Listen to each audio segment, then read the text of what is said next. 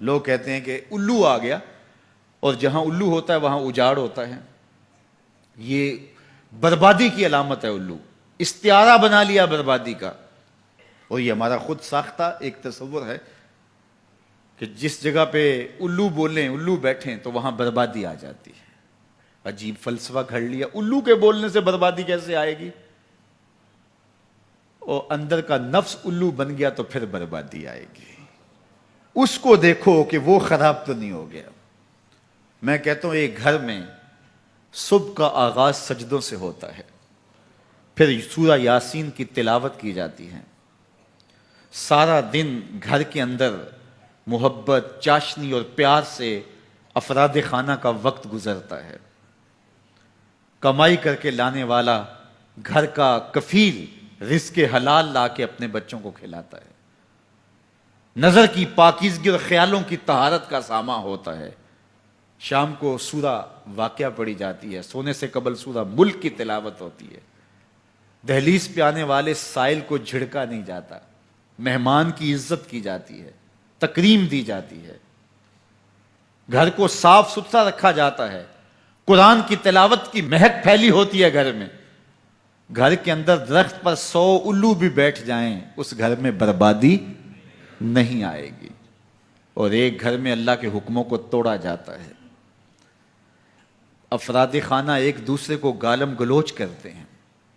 قرآن کبھی کھول کے کسی نے نہیں دیکھا، سجدے کی کسی کو توفیق نہیں ہوئی، تو گھر کے اندر جو مرضی رکھ لیں برکت نہیں ہوگی. میاں یہ تو تمہارے اعمال کا نتیجہ تھا، لیکن تم نے لگا دیا الو کے کھاتے کہ الو بیٹھ گیا، یہ سب کچھ بربادی ہوئی. تم نے وعدے توڑے، تم نے لوگوں کو 2 نمبر مال دیا، اس لیے تمہاری فیکٹری برباد ہوئی، اس لیے تمہاری دکان نہیں چل رہی. کہ تم کہتے کچھ ہو دیتے کچھ ہو. ایک مرتبہ جو دھوکہ کھاتا ہے وہ دوبارہ تمہاری دکان پہ نہیں آتا. یہ الو کا کام نہیں ہے، یہ تمہارے نفس کے الو کا کام ہے. لیکن تم نے الو پہ مڑ کے کسی منحوسہ، یہ فلاں منحوسہ ہماری دکان پہ آئی صبح، آج سارا دن گاہک ہی نہیں آیا. کیا فلسفہ تم نے تراشا؟ تو فرمایا ولا ہامہ، الو بھی کوئی چیز نہیں، ولا سفرا، اور نہ ہی سفر کا مہینہ کوئی چیز ہے کہ آپ سفر کے مہینے کے نام لگا کر کے کسی چیز کا انکار کر دیں. یہ اللہ کی طرف سے ہے جو تمہیں نصیب ہوتا ہے. وَإِن يَمْسَسْكَ اللَّهُ بِضُرٍّ فَلَا كَاشِفَ لَهُ إِلَّا هُوَ. اللہ تعالیٰ تمہیں کوئی نقصان پہنچانا چاہے تو کوئی اس نقصان کو دور نہیں کر سکتا سوائے اللہ کے. اور اگر اللہ تمہیں کوئی بھلائی دینا چاہے، تمہیں بہتری عطا کرنا چاہے، فَلَا رَادَّ لِفَضْلِهِ، اللہ کے فضل کو کوئی واپس بھی نہیں کر سکتا، لٹا بھی نہیں سکتا. اللہ کے فضل کو کوئی ٹال بھی نہیں سکتا. سارا زمانہ لگ جائے کسی شخص کو نقصان پہنچانے کے لیے، لیکن اللہ کی نصرت اسے نصیب ہو، کوئی بال بھی بیکا نہیں کر سکتا.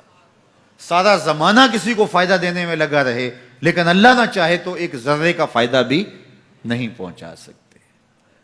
ایسا ہوتا ہے نا کہ مریض بہت دولت مند ہے اور اعلیٰ سے اعلیٰ علاج گاہ میں اس کو پہنچا دیا گیا، ہر وقت 5-6 ڈاکٹر اوپر کھڑے ہیں، ایک ایک سانس کو کنٹرول کرنے کی کوشش کرتے ہیں. کئی مشینوں کے اندر ایک ایک چیز کا ہر وقت ٹیسٹ ہو رہا ہے، لیکن موت آئی تو سارے ڈاکٹر ایک سانس کی بھیک بھی نہیں دے سکتے. اور دوسرا بیمار پڑا ہے، ہاسپٹل والوں نے بھی جواب دے دیا، اس غریب کو کسی پرواہ نہیں کی ہے، اس کو باہر جھاڑے میں پھینک دیا. میرا مالک شفا دینا چاہے تو اسے عطا کر دے. شفا اللہ کے پاس ہے، موت اللہ کے پاس ہے، زندگی اللہ کے پاس ہے، خیر اللہ کے پاس ہے. وہ جس کو جو چاہے عطا کرے.